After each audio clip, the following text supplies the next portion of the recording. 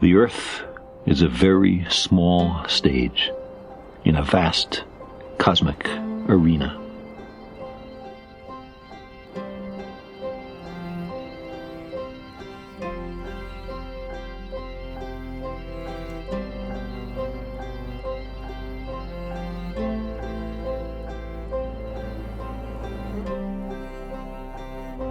From this distant vantage point, the Earth might not seem of any particular interest. But for us, it's different. That's here. That's home. That's us. On it, everyone you love, everyone you know, everyone you ever heard of, lived there, on a mote of dust, suspended in a sunbeam.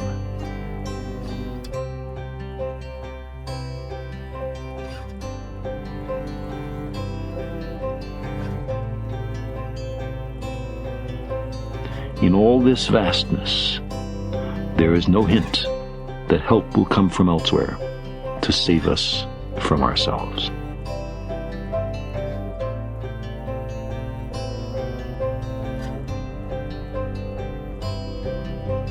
There is nowhere else, at least in the near future, to which our species could migrate.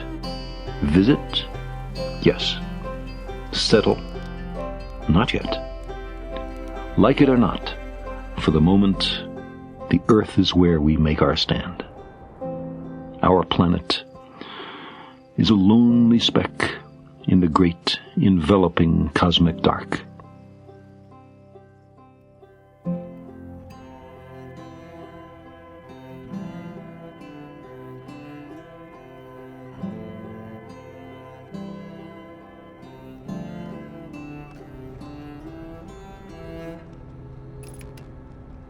We meet in an hour of change and challenge, in a decade of hope and fear, in an age of both knowledge and ignorance.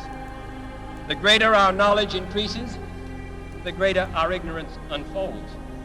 Surely the opening vistas of space promise high costs and hardships, as well as high reward.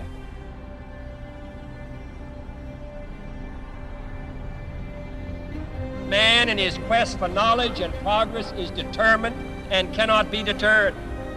The exploration of space will go ahead, and it is one of the great adventures of all time.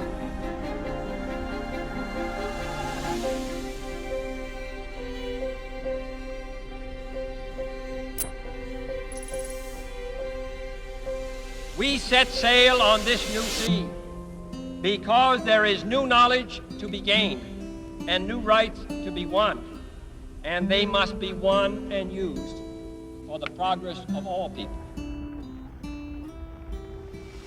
There is no strife in outer space as yet.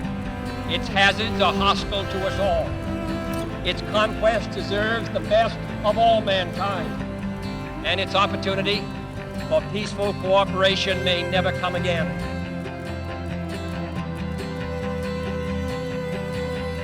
We choose to go to the moon. We choose to go to the moon in this decade and do the other things, not because they are easy, but because they are hard. Because that goal will serve to organize and measure the best of our energies and skills. Because that challenge is one that we're willing to accept, one we are unwilling to postpone, and one we intend to win.